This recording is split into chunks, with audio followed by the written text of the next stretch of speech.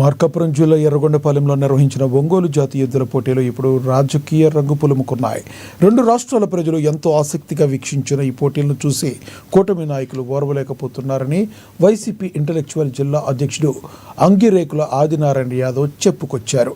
MLA Tadipatri చంద్రశేఖర్ను విమర్శించే స్థాయి కూటమి నేతలకు లేదన్నారాయన.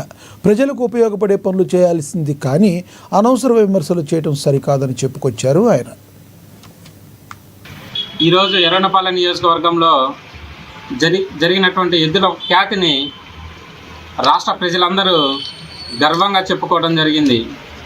ఈ సందర్భంగా కూటమి నాయకులు వికృత డ్యాన్సులు, కత్తి కోళ్లను చంపి ఆచారాన్ని తీసుకొచ్చి ఈరోజు రాష్ట్ర ప్రజల మీద రుద్దటం జరుగుతుంది.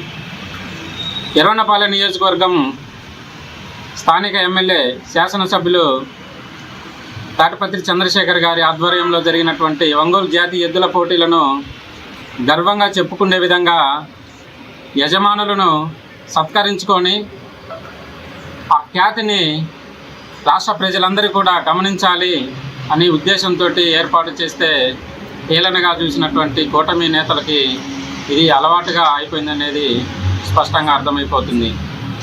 రాబోయే ఎన్నికల్లో జరగబోయే స్థానిక సంస్థల్లో కానీ వైఎస్ఆర్ కాంగ్రెస్ పార్టీ ప్రభంజనాన్ని సృష్టించి